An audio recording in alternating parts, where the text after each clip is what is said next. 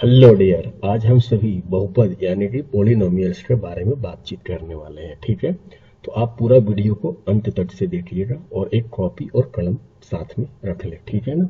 तो चलिए बहुपद के बारे में हम समझते हैं।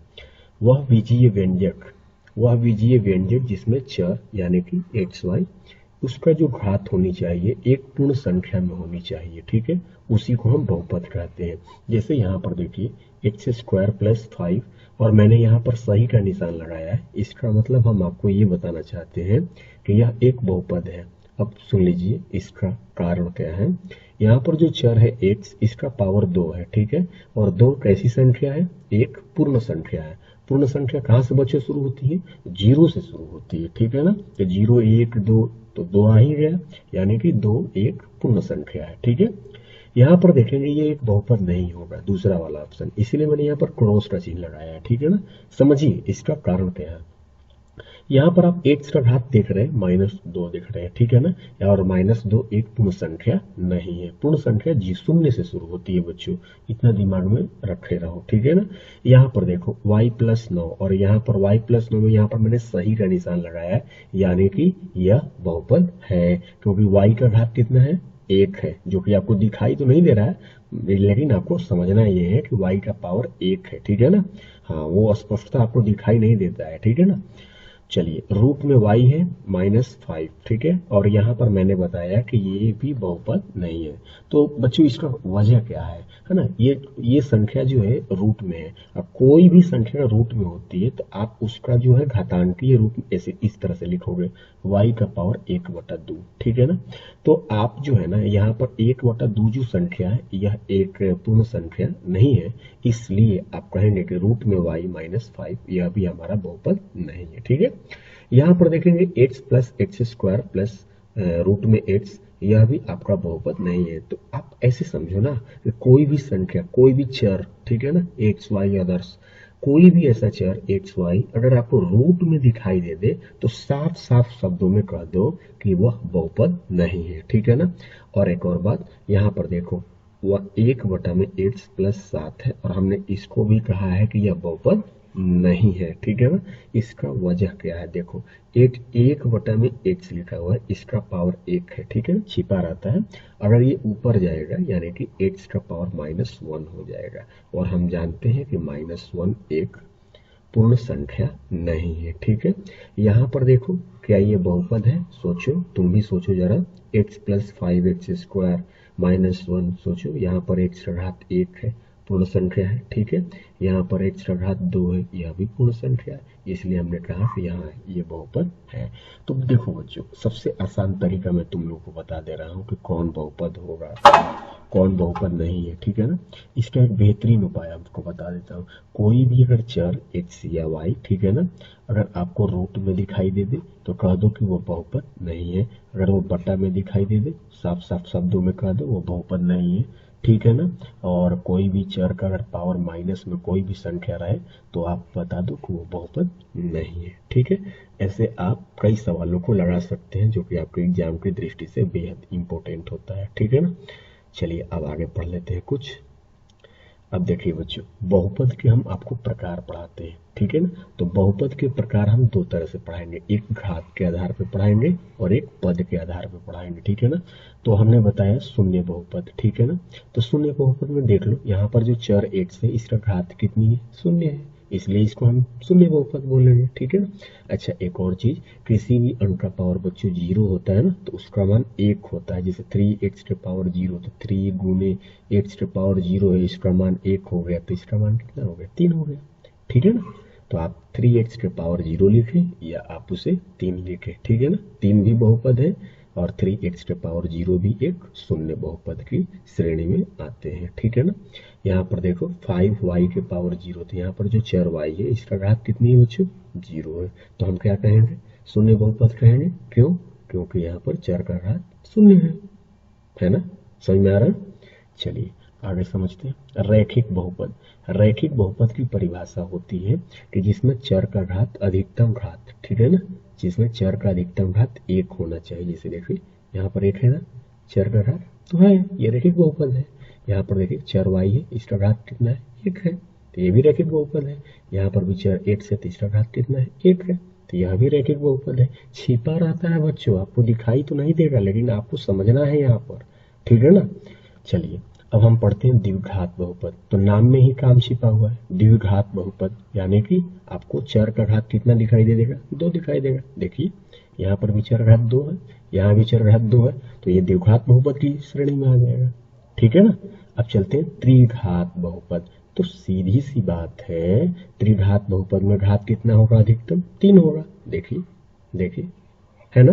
तो आपने शून्य बहुपद भी पढ़ लिया, आप किसी को समझा सकते हैं कि शून्य बहुपद में चर का घात 0 होता है, रैखिक बहुपद में चर का घात अधिकतम घात 1 होता है, द्विघात बहुपद में चर का अधिकतम घात 2 होता है, त्रिघात बहुपद में चर का अधिकतम घात 3 होता है।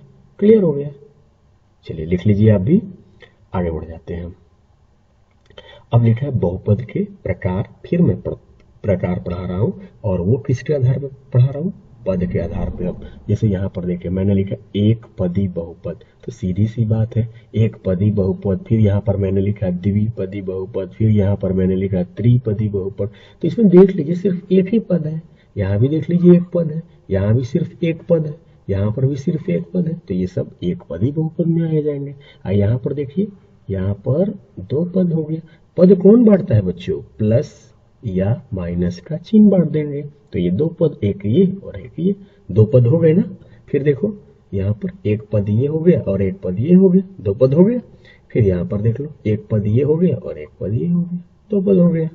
क्लियर हो गया ना, है ना। द्विपद बहुत आसान है। चलो अब हम समझते हैं त्रिपदी बहुपद। यहाँ पर देख लो 1 2 3 त्रिपदी हो गया। यहाँ पर देख लो 1 2 3 त्रिपदी बहुपद। बिल्कुल इजी है, आपको समझ में आएगा 100%, मुझे पूरा विश्वास है, ठीक है। और अगर आपको मेरा पढ़ाया वो समझ में आ रहा है तो आप प्लीज सब्सक्राइब कर दीजिए, लाइक कर दीजिए, ठीक है ना। चलिए आगे बढ़ जाते हैं। तो बहुपद के प्रकार भी हमने आपको पढ़ा दिया, एक पद के आधार पर पढ़ा दिया और एक घात के आधार पर पढ़ा दिया, ठीक है। आगे समझते हैं। कुछ बच्चे एक बात पर थोड़ा सा ध्यान देना कि अगर कोई बहुपद है उसमें जो चर है वो क्या है एक्स है, ठीक है ना। तो उसको आप दर्शाएंगे पी एक्स से, ठीक है। पी से पॉलिनोमियल्स होता है और उसमें चर कौन सी है एक्स है, तो आप पी एक्स ले दर्शा दीजिए। जैसे देखिए ये एक बहुपद है और ये लिखा हुआ है कि बहुपद 5x स्क्वायर माइनस 1, तो आप इसको ऐसे दर्शा सकते हैं p और यहाँ पर इसमें चर कौन सी है x है, तो आप पी एक्स बराबर ऐसे लिख सकते हैं। कई बच्चे हमसे पढ़ाने के दौरान पूछते हैं कि सर यहाँ पर पी एक्स कैसे लिख दिया गया जाता है, ठीक है ना। तो अगर कोई आपका इसमें चर राशि x है तो आप पी एक्स लिख दीजिए। और यहाँ पर देखिए इसमें चर राशि क्या है बच्चों, देखो चर राशि क्या है t है ना, तो आप क्या लिखोगे p और इसमें t भर दो ब्रैकेट में, ठीक है ना। p से पॉलिनोमियल्स होता है जो बहुपद को इंगित करता है, ठीक है ना। तो p और यहाँ पर इसमें चर राशि जो भी है वहां भर दिया जाता है। क्लियर हो गया, समझ रहे हैं मेरी बात। चलिए आगे बढ़ जाते हैं। अब देखिए बहुपद का घात किसे कहते हैं। देखिए किसी भी बहुपद के अधिकतम घात को हम बहुपद का घात कहते हैं। जैसे कोई आपसे पूछे कि ये बहुपद है और इसका घात बताइए, तो आप कंफ्यूज हो जाएंगे कि हम 2 बताएं कि 3 बताएं। तो जो सबसे ज्यादा है ना उसी को बता देना है आपको। तो इसमें बताइए सबसे ज्यादा कौन है, 3 है ना, तो आप 3 बता दीजिए। चलिए इसमें देख लीजिए बहुपद इतना में आपको घात बताना है तो 7 भी है, अब फिर यहाँ पर 1 भी है, फिर यहाँ पर 5 भी है। तो आप कंफ्यूज ना हो, जो सबसे ज्यादा है उसी को बता दीजिए, वही बहुपद का क्या होता है बच्चों, घात होता है। तो यहाँ पर 7 हो जाएगा। क्लियर हुआ ना, बहुत ईजी है। आप बस इसको पूरी अंत तक से देख लीजिए और कॉपी पे उतार लीजिए और उसके बाद हम वस्तुनिष्ठ प्रश्नों का हम लेकर आएंगे अगले वीडियो में, ठीक है। चलिए आगे समझते हैं।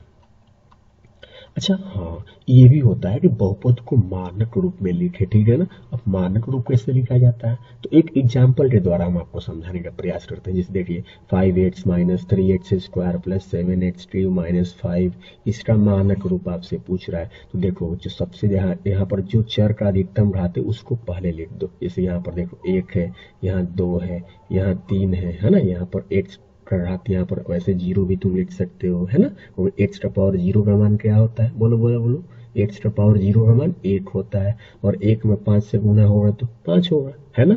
तो चलो सबसे इसमें अधिकतम घात कौन है, ये वाला, तो इसको पहले लिख दो, इसके बाद इसको लिख दो इसके बाद इसको लिख दो, इसके बाद लास्ट में इसको लिख दो, क्लियर हो गया। यही तो मानक रूप है। नहीं समझे? एक और समझो। चलो देखो, 3y प्लस वाई के पावर 5 माइनस वाई के पावर 3 प्लस 2y के स्क्वायर, इसको मानक रूप में लिखना है। तो बताओ, तो इसमें बताओ जरा हमको, बताओ कि सबसे ज्यादा पावर किसका है। यहाँ पर देखो y का पावर 5 है, तो पहले इसको लिख दो, उसके बाद यहाँ पर लिख दो माइनस वाई के पावर 3 लिख दो, फिर प्लस में 2y स्क्वायर लिख दो, प्लस में 3y लिख दो। हो गया ना? ठीक है। या तो चरों को आरोही क्रम में लिख दो, या तो चरों को घात के आधार पे अवरोही क्रम में लिख दो।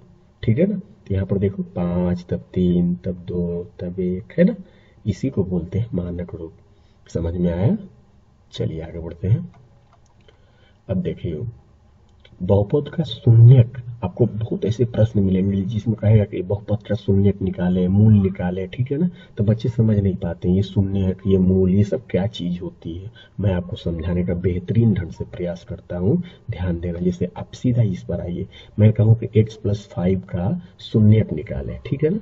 तो अगर मैं आपसे कहता हूँ कि x+5 का शून्यक निकाले, इसका मतलब ये हुआ कि मैं आपसे ये सवाल कर रहा हूँ कि इसमें x का ऐसा कौन सा मान रख दे कि जिसमें कि उसका टोटल बहुपद का मान शून्य आ जाए।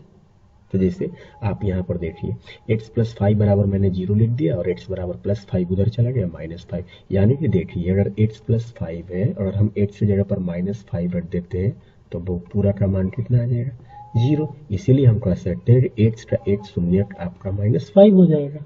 ठीक है ना? किसी बहुपद के चर का वह मान जिसे रखने पर बहुपद का जो मान शून्य के बराबर हो जाए, उसे बहुपद का हम क्या कहते हैं? शून्य के मूल कहते हैं। ठीक है ना? तो बहुपद का शून्य के मूल आपको समझ में आ गया। तो अब सारी बातें हमें यही बताया है कि देखो, बहुपद जो है x+5 है और उस x के जगह पर हम -5 रखते हैं तो पूरा का मान क्या हो जाता है? शून्य आ जाता है। इसलिए हम बहुपद x+5 का एक शून्य -5 को बोल देंगे। ठीक है? अच्छा, ये देखो, अब नहीं समझ में आया तो यहाँ पर भी देख लो कि अगर मैं आपसे कहूँ कि 3y-1 का शून्यक निकाल दीजिए, तो किसी भी बहुपद का अगर आप शून्यक निकालेंगे तो उसका मान उस बहुपद के बराबर 0 लिख दीजिए। ठीक है? अब -1 उधर जाएगा तो प्लस में 3 गुणा में इधर आएगा तो भाग में हो गए, तो y बराबर 1/3। यानी कि अगर इस बहुपद में y की जगह पर आप 1/3 रख देते हैं तो टोटल का मान 0 हो जाएगा। यही इसी को शून्यक कहा जाता है बच्चों। घबराओ मत, समझो आसान तरीका से। चलिए अब यहाँ पर देखो, 5x+5 का शून्यक निकाले, तो 5x+5 का अगर शून्यक निकालना है आपको तो बस उतना बराबर 0 लिख दो, +5 उधर जाए -5 हो गया, 5 गुणा में इधर आ गया, भाग में हो गया, 5 से 5 कट जाएगा, -1 बार में हो गया तुम्हारा ये शून्यक। अगर तुम x की जगह पर इसमें -1 रखोगे ना तो 100% मैं तुमको बता देता हूँ कि उसका मान 0 आ जाएगा। ठीक है ना? इसी को बोलते हैं शून्यक। समझ में आ गया? चलिए आगे बढ़ जाते हैं। अच्छा हाँ, अब आपको थोड़ा द्विघात बहुपद पर थोड़ा विशेष ध्यान देना है। तो कोई अगर आपसे ये कहता है कि द्विघात बहुपद का व्यापक रूप क्या होता है, तो आप हमेशा ये बताएं ax² + bx + c बोले। ठीक है? व्यापक रूप का मतलब क्या होता है बच्चे? व्यापक रूप का मतलब ये होता है कि आप इसी से द्विघात बहुपद के कई सारे एग्जाम्पल्स ले सकते हैं इसी के बेस पर। ठीक है ना? जैसे यहाँ पर देखें, हमने बताया ax² + bx + c, तो यहाँ पर तो चर तो है x है। ठीक है? लेकिन यहाँ पर a b c ये सब तीनों क्या है? तो a b c को हम वास्तविक संख्याएं बोल सकते हैं। वास्तविक संख्याएं पढ़े हो ना, परिमेय भी होता है और अपरिमेय भी होता है। अच्छा हाँ, यहाँ पर a का मान 0 के बराबर नहीं लेना है। पूछो क्यों? अगर a का मान 0 के बराबर लेते हो तो अगर 0 के बराबर ले लेते हो, x² में 0 से गुना हो जाएगा तो 0 हो जाएगा। तो तुम्हारा यहाँ पर x का घात अधिकतम घात 2 रह नहीं पाएगा, और जब 2 नहीं रहेगा तो इसका मतलब ये द्विघात नहीं रहेगा। अगर यहाँ पर तुम 0 बना दो तो x² में 0 से गुना हुआ क्या होगा? 0 हो जाएगा। तो क्या ये द्विघात रह पाएगा क्या? नहीं ना। इसीलिए हम a का मान 0 के बराबर नहीं लेते हैं। ठीक है ना? चलिए आगे आप समझते हैं। आगे क्या है, थोड़ा सा इसको हम इरेज कर देते हैं। ठीक है? अब देखें, मैंने यहाँ पर एक एग्जांपल दिया है कि 5x² + 9x + 8 ये सब द्विघात बहुपद है। यहाँ पर देख लीजिए, अधिकतम घात 2 है कि नहीं है? है ना? यहाँ पर भी अधिकतम घात कितना है? 2 है। बस ये द्विघात बहुपद है। ठीक है ना? अच्छा, थोड़ा इस पर भी ध्यान दे देते हैं कि द्विघात बहुपद की अगर कोई आपसे कह रहा है कि द्विघात बहुपद के कितने शून्यक होते हैं तो आप उसको बता दीजिए कि द्विघात बहुपद के 2 शून्यक होते हैं। देखो बच्चे, जितना घात होता है, अगर एक्स का पावर 1 है यानी कि रैखिक बहुपद है तो उसका शून्यक 1 होगा। एक्स का पावर 2 है अधिकतम तो उसके शून्यक 2 होंगे, ठीक है ना। और अगर एक्स का पावर 3 है अधिकतम तो उसके शून्यक कितने होंगे? 3 होंगे, ठीक है ना। तो अगर द्विघात बहुपद है तो सीधी सी बात है, द्विघात तो शून्य कितने? 2 शून्यक, है नहीं जी।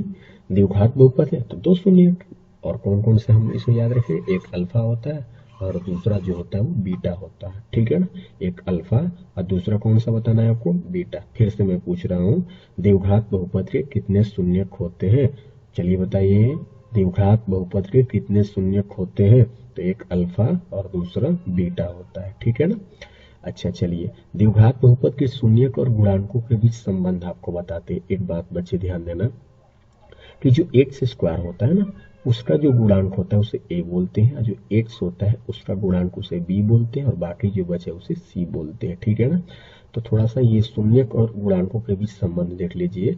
आपको कई ऐसे सवाल मिलेंगे जिनसे पूछा जाएगा अल्फा प्लस बीटा, ठीक है ना। तो अल्फा प्लस बीटा का मान क्या होता है? तो आपको बताना है -b/a होता है, ठीक है ना। और उसी तरह से अगर अल्फा इंटू बीटा का मान पूछे तो आपको बताना है c/a, ठीक है। चलिए फिर से बोल रहा हूँ, अल्फा प्लस बीटा बोले तो क्या बताइए? -b/a बता दीजिए, और अल्फा इंटू बीटा बोले c/a बता दीजिए।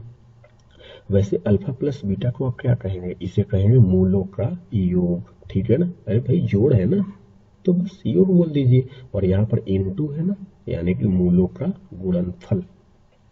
क्लियर हुआ? जैसे एक एग्जांपल देख लीजिए, इसमें पूछ रहा है कि बहुपद इतना के मूलों का योग बता दीजिए और गुणनफल बता दीजिए। तो सही बच्चे, ये बहुपद लिख लिए है। तो जो एक्स स्क्वायर का गुणांक होता है उसे हम ए बोलते हैं, यहाँ पर जो एक्स का गुणांक है बी हुआ, और ये वाला आपका सी हुआ। तो योग के लिए आप क्या लिखेंगे? अल्फा प्लस बीटा लिखेंगे। चलिए सूत्र बताइए सूत्र अल्फा प्लस बीटा बराबर -b/a।